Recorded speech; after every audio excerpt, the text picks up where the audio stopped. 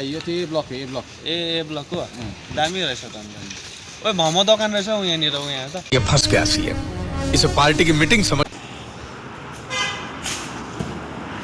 न त्यो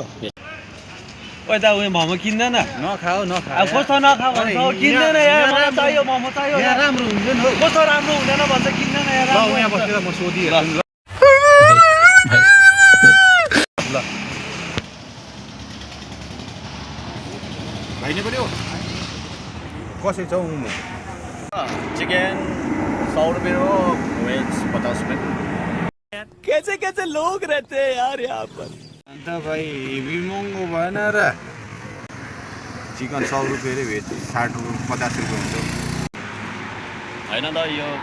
पहिलादेखि चलिरहेको रेट हो अरू के भन्छु नि अब A few moments later. ओ भाइ नखाऊ ल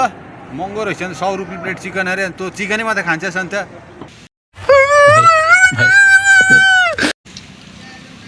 के भन्छ अब 100 रुपियाँ अरे होइन म खान्छु किन्दैन यार त्यस्तो नगर्न तैँले जहिले पनि त्यस्तै गर्छ अस्ति पनि त्यहाँ कोनी के गरिस् अब होइन किन्दै त यार तेरिका हावाको कुरा नगरिरह त अरे कैसा चमन जैसा बात करता है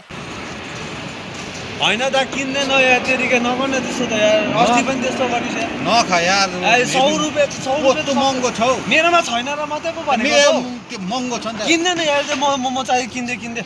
A few moments later. भोलि खाना भोलि भोलि के कस्तो भोलि आज खाएको र भोलि खाएको एउटा त हो नि आज खाएको चाहिँ कसरी हल्ला कुरा नगर किन्दै भोलि खा, भोलि। किन्दै म किन्दै भन्छु चाहिँ अब किन्दैन भनेको दा किनिदिइहाल्नु न आफ्नो भाइले जिद गरेको छ यहाँ कस्टमर उभिरहेको छ ये फंस गया सीएम इसे पार्टी की भैया दे तो दिया पैसा मोमो तो दे दो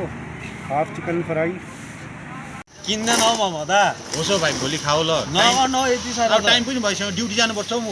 आम्बो यस्तो भोलि पनि फेरि त्यही त भन्छु अब भोलि पक्का टोला छोड्दे त छिटो लिएर आउँछु। त्यस्तै गरेको हावामा अच्छा कस्तो कस्तो कस्टमरहरू आएको छ अरे कैसा चमन जैसा बात करता है Thank you for watching. Like and comment, subscribe.